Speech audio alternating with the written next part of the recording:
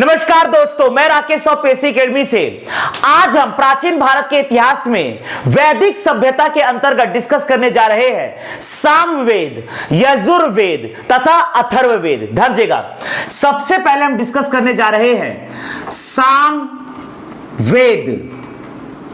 सामवेद सामवेद में साम का अर्थ होता है गान या गाना। गान या गाना। सामवेद में वर्णन मिलता है मंत्रों का गाना। मंत्रों का गाना। मंत्रों को गाना। सामवेद में मंत्रों को गाया जाता है, अर्थात यहां पर पद्य शैली विद्यमान है। सामवेद में मंत्रों को गाए जाने का उल्लेख मिलता है। मंत्रों को गाना अर्थात यह पद्य शैली पर आधारित है। सामवेद में ही सबसे पहले भारतीय संगीत के 7 स्वर सा रे गा मा पा धा नी सा का उल्लेख मिलता है, अर्थात सामवेद को ही कहा जाता है भारतीय संगीत का जनक। ध्यान दीजिएगा, सामवेद को ही कहा जाता है।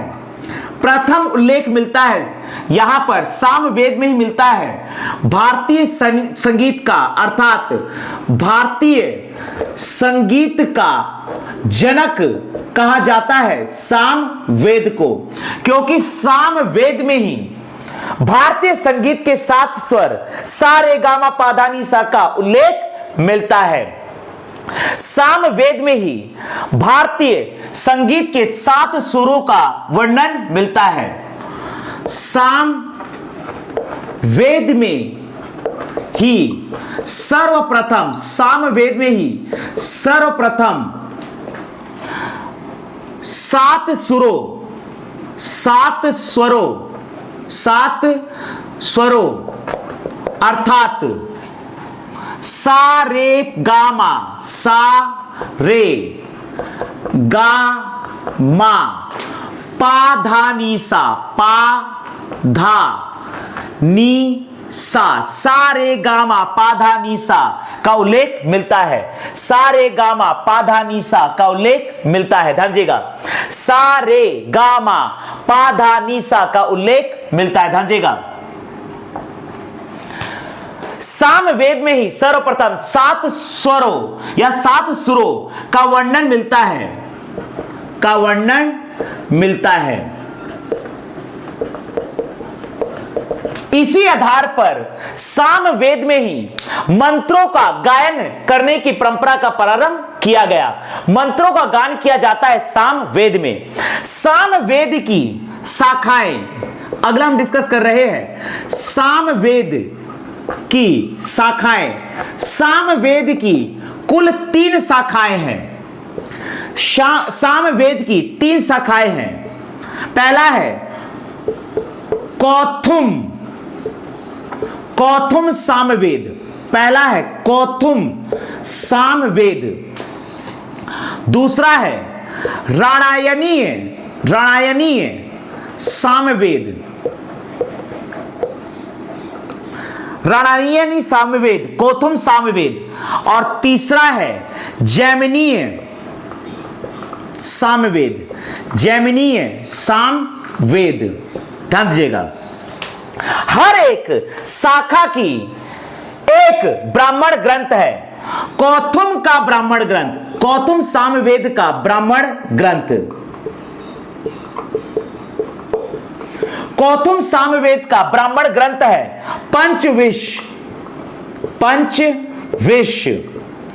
राणायनी सामवेद का ब्राह्मण ग्रंथ है षड्विश तथा जैमिनीय सामवेद का ब्राह्मण ग्रंथ है जैमिनीय। ध्यान दीजिएगा, सामवेद की 3 शाखाएं हैं। कौथुम सामवेद जिसका ब्राह्मण ग्रंथ है पंचविश, राणायनीय सामवेद जिसका ब्राह्मण ग्रंथ है षड्विश, जैमिनीय सामवेद जिसका ब्राह्मण ग्रंथ है जैमिनीय। ध्यान देगा, सामवेद का में साम का अर्थ होता है गान, अर्थात यहीं से मंत्रों का गान का प्रारंभ हुआ, अर्थात सामवेद पद्य शैली पर आधारित है। सामवेद को भारतीय संगीत का जनक कहा जाता है। सामवेद में ही सर्वप्रथम 7 सुरों या 7 स्वरों सा रे गा मा पा धा नि सा का उल्लेख मिलता है। ध्यान दीजिएगा, अगला हम डिस्कस करने जा रहे हैं यजुर्वेद।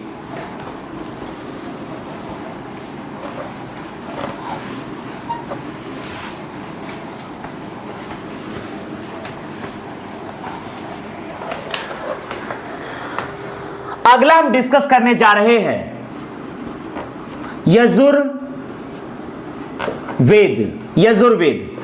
यजुर्वेद में यजु का अर्थ है, यजु का अर्थ है यज्ञ।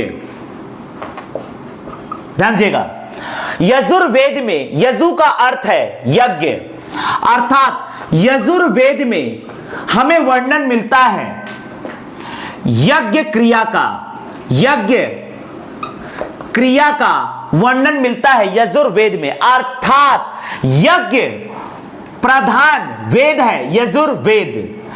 यज्ञ क्रिया में गद्य एवं पद्य दोनों शैलियों का उपयोग किया जाता है, अर्थात यज्ञ की क्रिया गद्य तथा पद्य दोनों शैलियों पर आधारित होती है।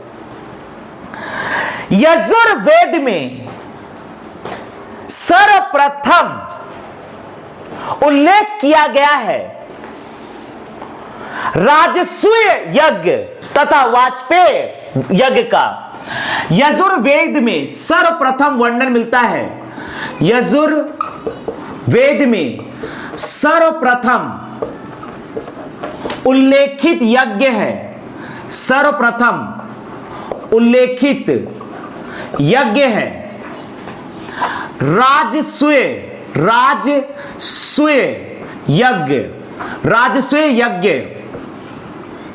व वाजपेय यज्ञ, वाजपेय यज्ञ। ध्यान दीजिएगा, यजुर्वेद में यजु का अर्थ है यज्ञ। यजुर्वेद में यज्ञ क्रिया का वर्णन मिलता है, अर्थात यह गद्य व पद्य शैली पर आधारित है। यजुर्वेद में सर्वप्रथम उल्लेखित यज्ञ है राजसूय यज्ञ तथा वाजपेय यज्ञ।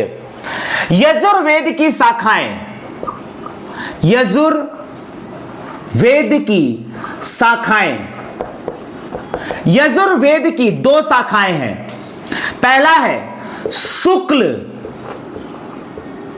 यजुर्वेद, शुक्ल यजुर्वेद तथा दूसरा है कृष्ण यजुर्वेद, कृष्ण यजुर्वेद। ध्यान दीजिएगा, यजुर्वेद की 2 शाखाएं हैं, शुक्ल व यजुर्वेद तथा कृष्ण यजुर्वेद। यजुर्वेद में यजु का अर्थ होता है यज्ञ।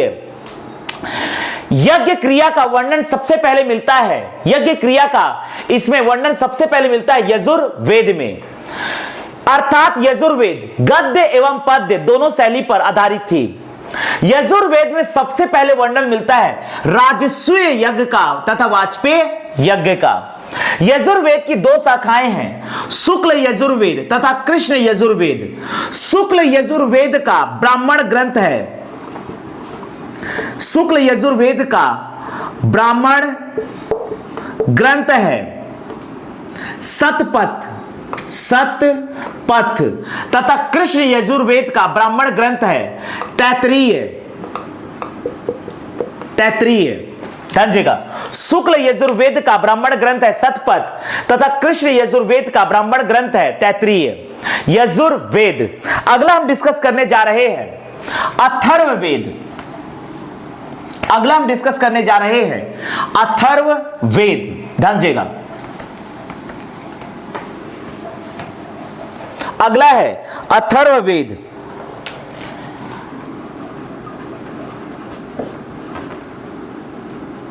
अथर्ववेद, अगला है अथर्ववेद।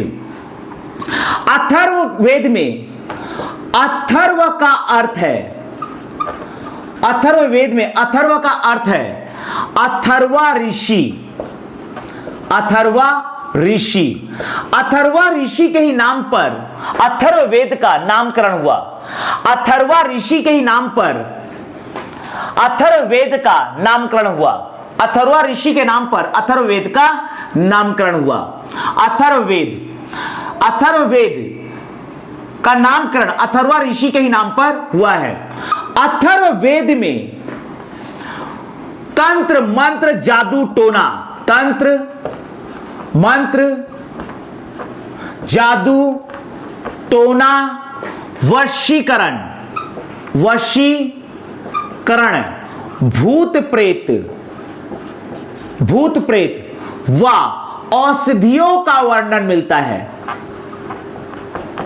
औषधियों का वर्णन मिलता है। अथर्ववेद में तंत्र मंत्र जादू टोना वशीकरण भूत प्रेत व औषधियों का वर्णन मिलता है। अथर्ववेद में सबसे पहले उल्लेख किया गया काशी का, जो आज है वाराणसी या बनारस। काशी का सबसे पहले वर्णन मिलता है अथर्ववेद में। अथर्ववेद में, अथर्ववेद में सबसे पहले यह सर्वप्रथम वर्णन मिलता है, सर्वप्रथम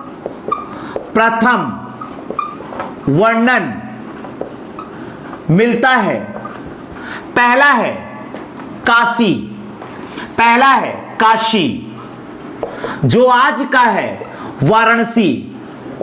काशी का सबसे पहले वर्णन मिलता है अथर्ववेद में, तथा अथर्ववेद में सबसे पहले वर्णन मिलता है सभा व समिति का। सभा व समिति का वर्णन सबसे पहले मिलता है अथर्ववेद में। अथर्ववेद में कहा गया है कि प्रजापति की दो पुत्रियां थी, प्रजापति की दो पुत्रियां थी। पहली पुत्री का नाम था सभा तथा दूसरी पुत्री का नाम था समिति। इस बात का वर्णन हमें प्राप्त होता है अथर्ववेद में। अथर्ववेद की कोई शाखा नहीं है, लेकिन अथर्ववेद का ब्राह्मण ग्रंथ है। अथर्ववेद का ब्राह्मण ग्रंथ, अथर्ववेद का ब्राह्मण ग्रंथ है, अथर्ववेद का ब्राह्मण ग्रंथ है गोपद। गोपद अथर्ववेद का ब्राह्मण ग्रंथ है गोपद। अथर्ववेद में अथर्व का अर्थ है अथर्वा ऋषि, अर्थात अथर्वा ऋषि से ही अथर्ववेद का नामकरण हुआ। तंत्र मंत्र जादू टोना वशीकरण भूत प्रेत व औषधियों का वर्णन मिलता है अथर्ववेद में। अथर्ववेद में सर्वप्रथम वर्णन मिलता है काशी का, अर्थात आज का वाराणसी। सभा व सभ्य समिति का वर्णन मिलता है अथर्ववेद में। अथर्ववेद में लिखा हुआ है कि प्रजापति की दो पुत्रियां थी, सभा व समिति। अथर्ववेद का ब्राह्मण ग्रंथ है गोपद। अथर्ववेद की कोई शाखाएं नहीं है।